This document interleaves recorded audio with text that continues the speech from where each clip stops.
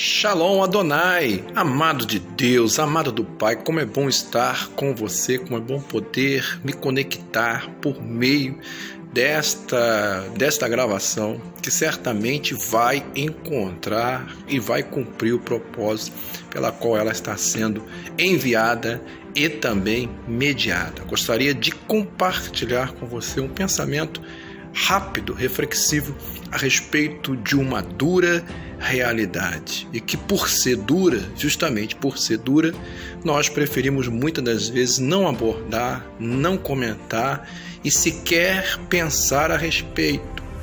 Preferimos deixar de lado, não é? Porque só de pensar no assunto, de tocar no assunto, já nos traz aquele sentimento de desânimo. Isso, justamente, o desânimo que ele nos acomete, que ele nos acompanha em saber de antemão aquilo que precisa ser feito, o desânimo que nos acomete no momento em que estamos fazendo o que precisa ser feito, e o desânimo que insiste em nos acompanhar e nos acometer depois que nós finalizamos a realização daquilo que precisa ser feito, não é mesmo? E aí muitas pessoas preferem, pastor, então é melhor eu não fazer nada, eu cruzar os braços e literalmente ver a banda passar. Mas, amada, você já parou para meditar que enquanto nós somos tomados, arrebatados por esse sentimento de desânimo que tem sido voraz em tempos de pandemia, e que muitas das vezes, no meio de tanta informação, resolvemos cruzar os braços e esperar e literalmente ver a banda passar?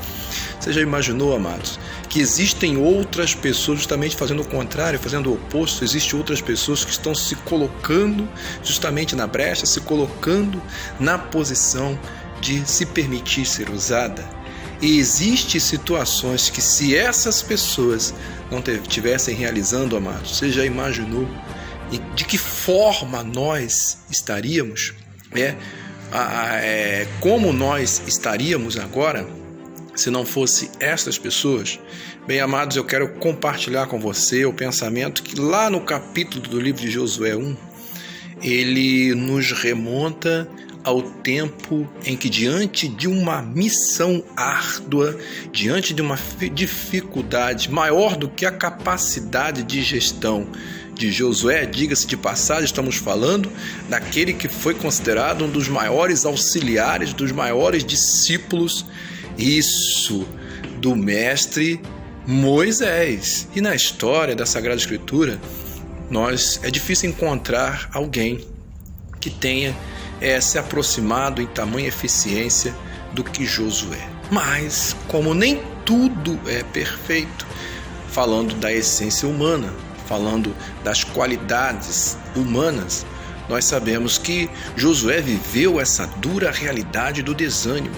Então, podemos afirmar que Josué caminhava lado a lado com a vitória e também com o desânimo. Sim, ele tanto era estimulado, vislumbrando a promessa, vislumbrando as possibilidades de vitória e de conquista, quanto o desânimo ele trazia reboque. E esse desânimo, pastor, ele era representado na dura missão de conduzir aquele povo, um povo que o coração não estava verdadeiramente de forma inteira, ou melhor, integral, em se envolver, em acreditar, em abraçar o projeto e verdadeiramente tomar posse. Já sabemos que no contexto histórico eram 12 espias e apenas 2, Josué e Caleb, que decidiram ter uma visão diferenciada daquilo que estavam visualizando quando foram fazer o relatório da terra e dos povos que ali habitavam na terra. Então apenas 2. Então ele já parte com uma porcentagem de pessoas que estariam realmente determinadas a conquistar muito menor em comparação ao todo, em comparação ao número grande, ao número maior, não é mesmo? Então é preciso você entender que, olhando assim numa porcentagem, 10% de 12 seria 1,12. Vamos dizer que Josué teve em torno aí de 15%. E isso, de 100%, ele teve 15% de pessoas, a julgar ele e Caleb, e possivelmente seus comandados, aqueles mais próximos dele, que realmente confiaram, acreditaram na possibilidade de conquista e de vitória. Então, primeiro ponto, desânimo já estava lado a lado, só de olhar o nível daqueles que estavam com ele em relação aos que não estavam com ele.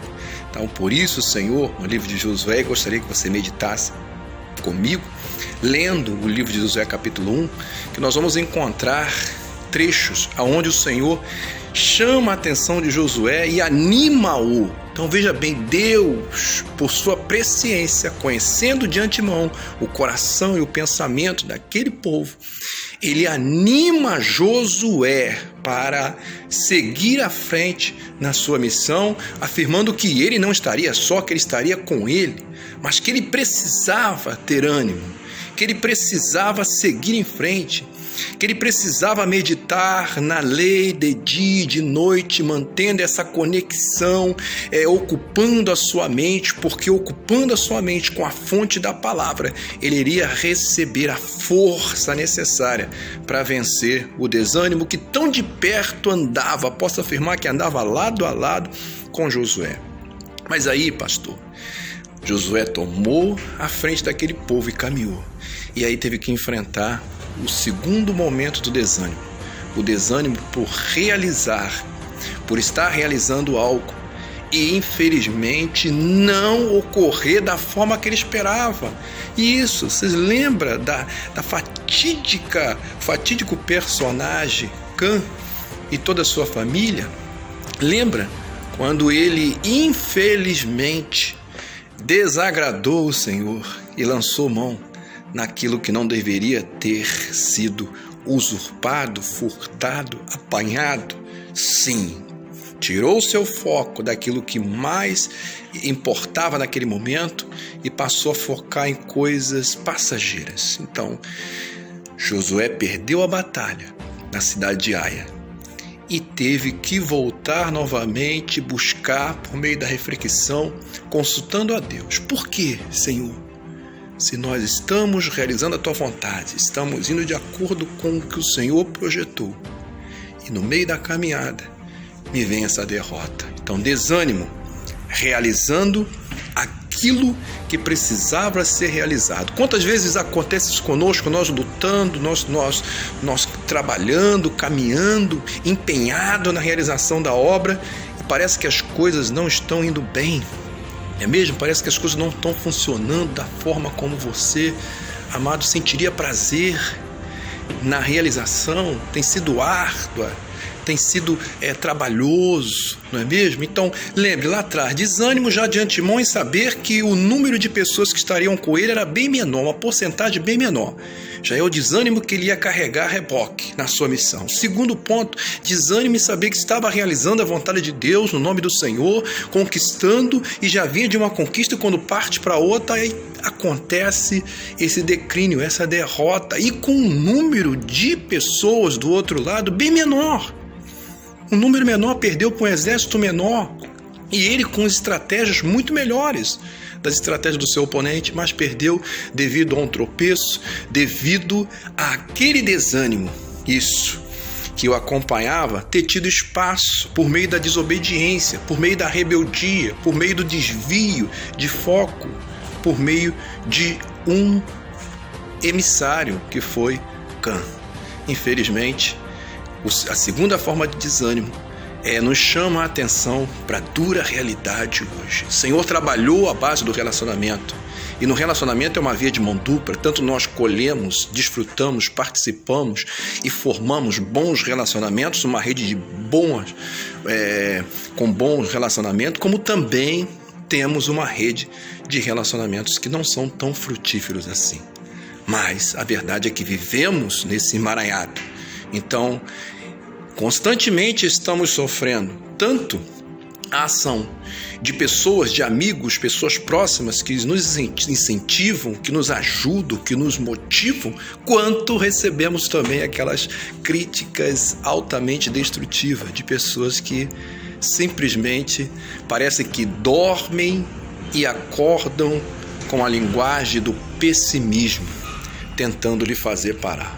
Bem amados, aonde está a sua fonte? Porque aonde estiver a sua fonte e da forma como você está buscando nessa fonte, é que a tua mente vai trabalhar no sentido de absorver esses ataques e vencer esse estado de desânimo. Terceiro ponto é quando nós desanimamos após o trabalho ter sido feito. Então lembre de Josué, no final de tudo, já na sua velhice, e por sinal ele não deixou o sucessor, porque o próximo sucessor que se tornou o juiz em Israel, após a sua morte, foi Otoniel, que foi sobrinho de Caleb. Então, um exemplo no desânimo, da terceira linha de desânimo de Josué, que é aquela sensação de desanimar, mesmo depois do trabalho feito. Lembra, já no final dos seus dias, na sua velhice, Josué então observando que aquele povo não se curvava, aquele povo insistia em carregar a cultura de adorar, de servir, não é mesmo? A deuses dos seus antepassados, dos seus pais. Deuses que foram introduzidos no meio da história de Israel por meio do período em que eles ficaram na escravidão do Egito. Então, a partir daí, Josué se põe diante do povo e faz diante deles a seguinte declaração: olha, decidi vós a quem quer servir. Se querem continuar servindo Deus de vossos pais, porque eu e a minha casa decidimos, nós serviremos ao Senhor. Então, terceiro estágio do desânimo é quando você desanima sabendo que fez o que precisava fazer, mas não alcançou tudo aquilo que poderia ter alcançado. E aí decide fazer o que Josué decidiu. Abraçou a sua família, se concentrou no seu lar, na sua casa, na sua família, se fechou e deixou para que aquele povo escolhesse os seus próprios caminhos.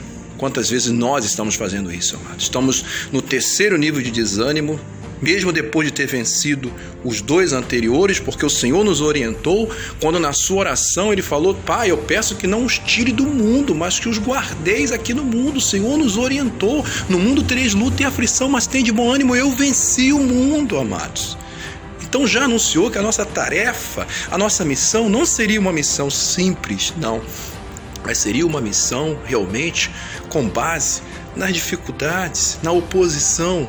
Então, quantas das vezes você está realizando, você está pregando a palavra, levando o evangelho, e devido às críticas, devido às dificuldades, devido à oposição, mesmo em tempos ainda mais em tempos de pandemia, você tem desanimado. E depois do trabalho feito, da obra realizada, do evangelismo realizado, sim, você é cometido daquele sentimento de desânimo, como se, Senhor, nada de novo aconteceu. Hoje eu conversava com uma colega aqui no trabalho que, amados, perceba, você não tem noção.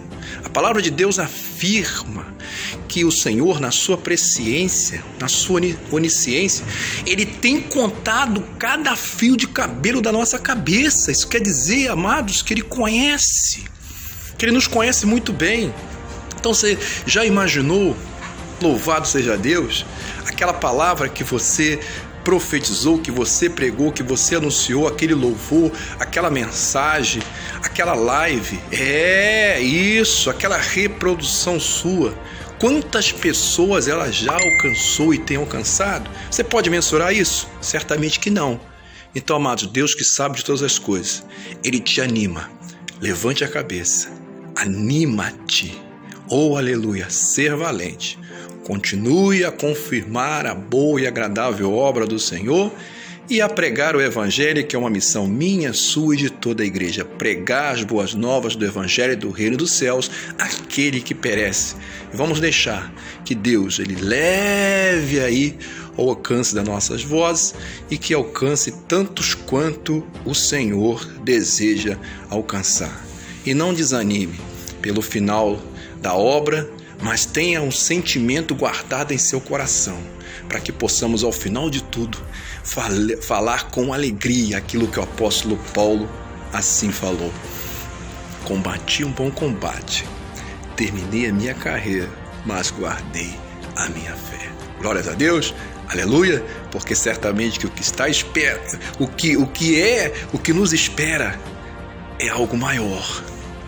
Oh, aleluia, glórias a Deus, do que você pode imaginar, ou viveu, ou viverá aqui nessa terra. Glórias a Deus, glorifique a Deus por essa realidade, viva essa emoção com Jesus no coração. Aleluia, que o Senhor te abençoe e te guarde hoje para todo sempre. Lehi Taotri.